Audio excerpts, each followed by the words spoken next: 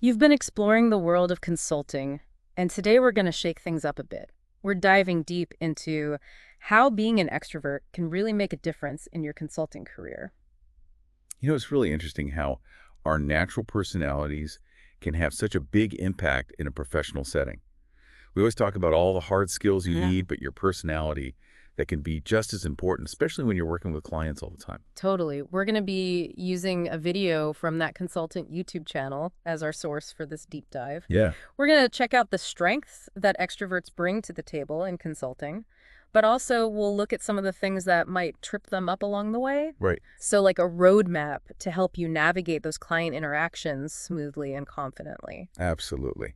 And I think it's important to start by defining what we mean by extrovert because, you know, it's not just about being like the life of the party. Right.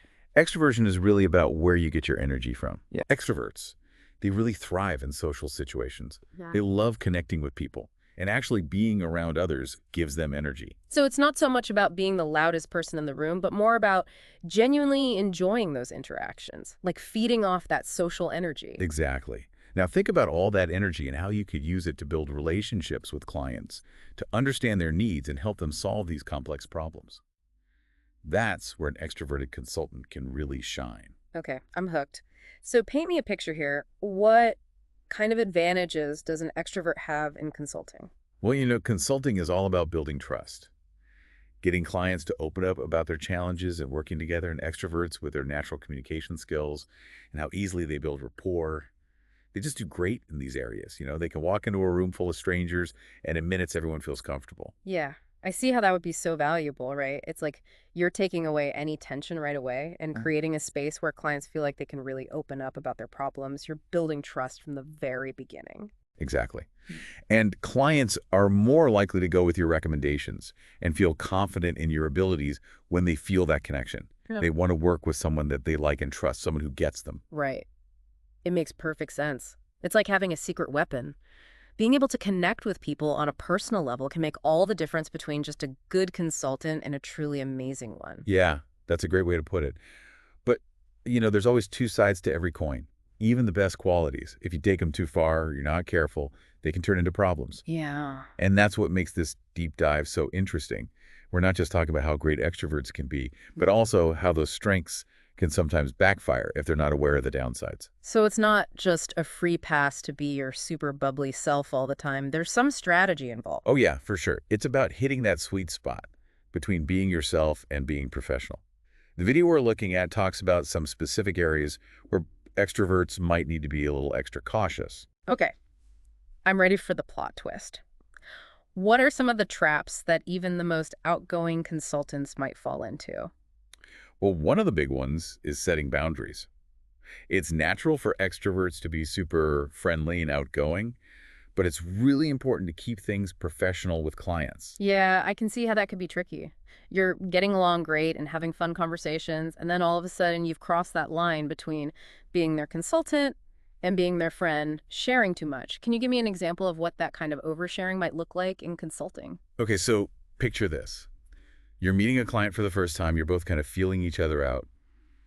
As an extrovert, you might be tempted to share personal stories or go on and on about what you did over the weekend. Right. And while that's fine in social settings, it can be a mistake when you're working. I get it. It's like different languages, right?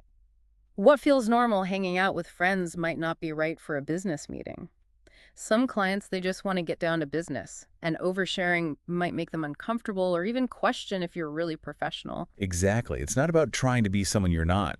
It's about realizing that different clients have different expectations and adjusting your style. It's a balancing act, but you can get good at it with a little self-awareness and practice. So, reading the room, understanding your client's personality, and finding that balance between being yourself and being professional. Right.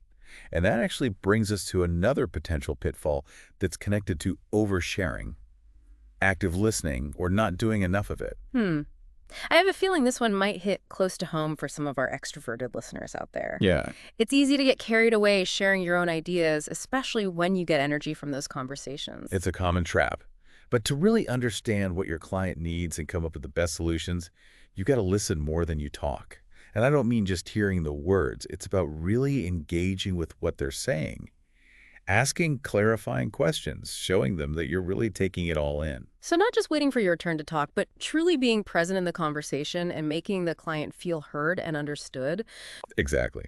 There's even a specific technique that works really well for this. It's called reflective listening.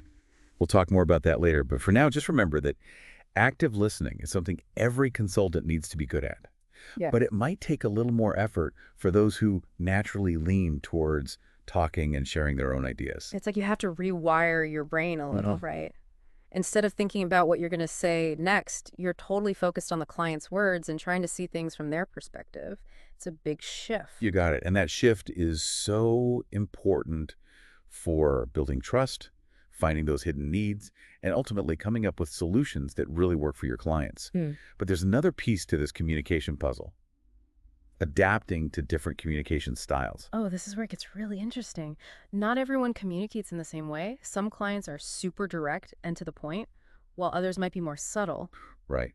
You might have one client who's super talkative and another who's really quiet and reserved. Yeah. As a consultant, you've got to be able to adapt your style to match theirs without losing your own authenticity. So it's like having a bunch of different communication tools and choosing the right one for each client. Exactly.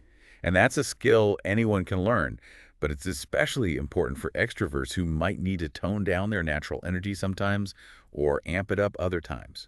We'll dive into some specific strategies for handling these different communication styles later on, but the main takeaway is that flexibility is key. This is making me think about how important self-awareness is, especially for extroverted consultants. It's not just about being outgoing and enthusiastic. You have to know how those qualities might affect how you interact with clients and make choices about how you present yourself. You're absolutely right. Self-awareness is the foundation of good communication, especially in consulting, where relationships are so crucial. It's about knowing your strengths and weaknesses, recognizing your tendencies, and being willing to adjust your approach to fit each client. It's such a valuable insight. It's kind of like being a chameleon in a way, but not in a sneaky way. Yeah, It's about being genuine and adaptable while staying true to yourself. I love that analogy. It's about finding that balance between being yourself and being the consultant your client needs. This is all so fascinating. But let's get practical for a minute. What are some concrete things that extroverted consultants can do to navigate these potential pitfalls? How can they use their natural strength while avoiding the communication traps we've been talking about? That's a great question, and it's one we're going to dig into much deeper in the next part of our deep dive. We'll give you some practical tips and techniques that you can start using right away to step up your consulting game. Awesome. Stay tuned. Okay, so we've talked about some of those potential pitfalls that extroverted consultants might run into. Now let's switch gears and talk solutions. What are some practical things that our listeners can actually do to handle these challenges? Well, let's start with that boundary setting. Remember, it's all about finding that balance between being your authentic self and keeping things professional. One technique that can be really helpful is setting a mental timer, especially in those first few meetings with a client. A mental timer. That's interesting. How would that work? So let's say you tend to jump into storytelling or get a little too personal too quickly. Set a mental timer for like the first 15 minutes of the interaction. And during that time, really focus on listening and asking questions. Let the client do most of the talking and share their perspective. So it's like a little reminder to stay focused on the client's needs instead of getting carried away with your own enthusiasm. Giving yourself space to observe and gather information before you jump in with your own ideas. Exactly. It helps you stay in that professional zone and build that foundation of understanding before you start sharing your own opinions. Remember, consulting is about trust and solutions, not about being the most popular person in the room. Right.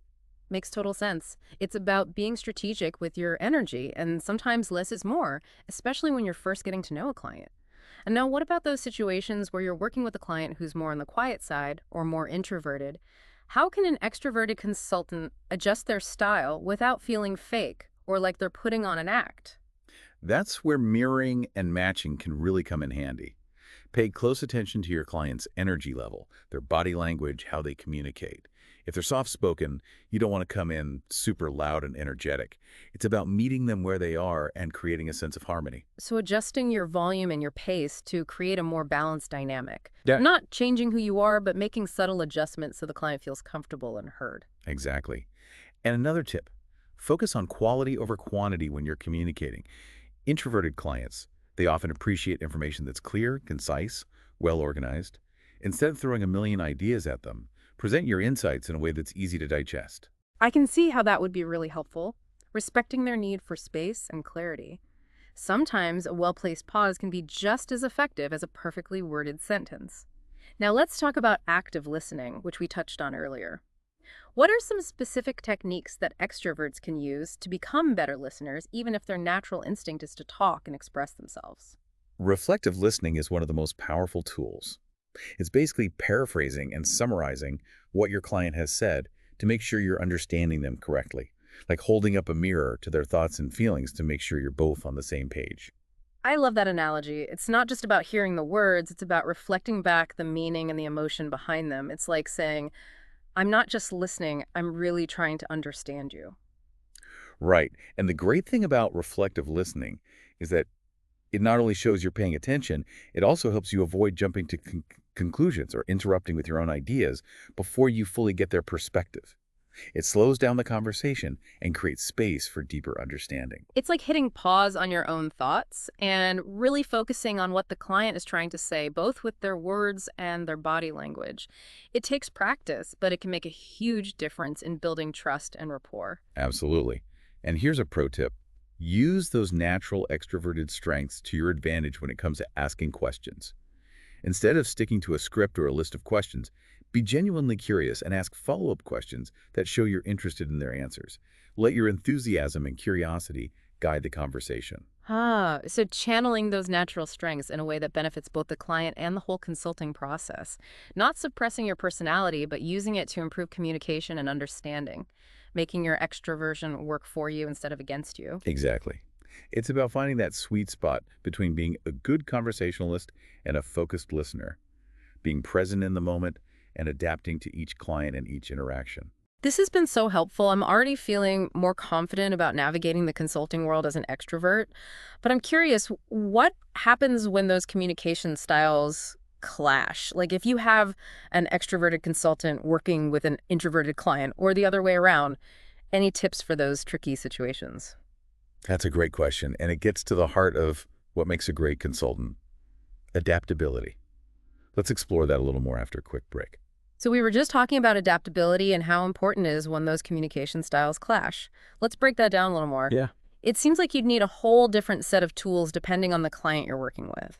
Well, that's where the real art of consulting comes in. Right. It's not about turning into a different person, but it's about adjusting your style to connect with whoever you're working with. Like, let's say you're an extrovert working with an introverted client. Okay. You might want to fill every silence with conversation, but you got to fight that urge. So it's about realizing those pauses aren't always awkward. They're just a sign that the client is thinking things through and forming their own opinions. Exactly. Introverted clients often need a little more time to process information. So instead of bombarding them with a ton of questions, try using open-ended questions that let them share their thoughts at their own pace. Right. It's about making them feel comfortable and respected, not like they're being pressured to keep up with your energy. But what about the other way around? What if you're an introvert working with an extroverted client? That seems like it could be just as tough. It definitely can be.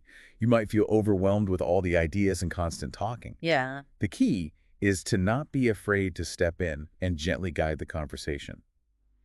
It's good to let the client express themselves, but you also need to make sure you're getting the info you need to actually help them. So finding that balance between listening and kind of taking the reins when you need to keep things moving in the right direction. Exactly.